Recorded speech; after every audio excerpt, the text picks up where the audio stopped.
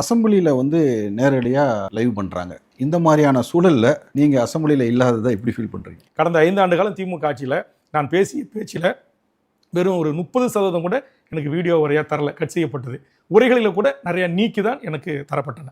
உண்மையிலேயே இன்றைக்கு இது நேரடி ஒளிபரப்பின் ஊடாக நான் கடந்த 15 ஆண்டுகள் 3 முறை சட்டப்பேரவை உறுப்பினராக இருந்து பணியாற்றுகின்ற போது நான் எடுத்து வைத்த கருத்துக்கள், ஆலோசனைகளை தமிழக மக்கள் பார்த்திருப்பார்கள், அவர்கள் செவிகளுக்கு சென்று சேர்ந்திருக்கும் என்று சொன்னால் நிச்சயம் இன்னைக்கு தமிழக வாழ்வுரிமை கட்சி தமிழ்நாட்டை ஒரு ஆளுகின்ற ஒரு அரசாங்க கட்சியாக இருந்திருக்கும்.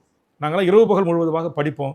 அங்கே இருக்கிற நம்முடைய பழமை வாய்ந்த நம்முடைய செயின்ட் ஜான் கோர்ட்டில் இருக்கிற நூலகத்துக்கு சென்று நம்முடைய பெருந்தலைவர் காமராஜர்லேருந்து அப்பத்திய தலைவர்களாக இருந்த அத்தனை பேருடைய உரைகளை படிப்போம், அவங்களுடைய பாயிண்ட்ஸை படிப்போம். சட்டமன்ற விதிகள் என்ன, மரபுகள் என்ன சொல்லுது, விதி 110னா என்ன, அங்கே வந்து கவனியிருப்புனா என்ன, ஒத்திவைப்புனா என்ன, நேரமில்லா நேரம்னா என்ன, வெற்றி தீர்மானங்கள் என்ன, இதையெல்லாம் நாங்கள் படித்து நான் அதை என்னுடைய மனதுக்குள் நிறுத்தி அதுபோன்று ஒவ்வொரு மாவட்டத்திற்கும் மக்களை சந்திக்கின்ற போது அவருடைய உணர்வுகளை, உணர்ச்சிகளை, அவருடைய நியாயமான கோரிக்கைகளை எங்கள் ஆழ்மனதில் நிறுத்தி சட்டமன்றத்தில் எந்தவித குறிப்பும் இல்லாமல் பார்த்து படிக்காமல் நான் பேசுவேன்.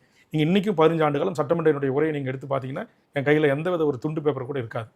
அப்படி 1 மணி நேரம், 1.5 மணி நேரம், 2 மணி நேரம் கூட மக்களுக்கான பிரச்சனைகளை ஆத்மார்த்த ரீதியாக உள்வாங்கி அதற்கு தீர்வு என்ன என்பதை குறித்து நாங்கள் தீர்வு திட்டத்தை சட்டமன்றத்தில் முன்வைத்து அதை சட்டமாக ஆக்கியிருக்கிறேன். அப்படி பேசிய வேல்மனுடைய உரை தமிழ்நாடு முழுக்க சென்று சேர்ந்திருக்கும் என்று சொன்னால் நிச்சயம் தமிழக வாழ்வுரிமை கட்சி தமிழ்நாட்டில் தவிர்க்க முடியாத ஒரு கட்சியாக இன்றைக்கு இருந்திருக்கும்.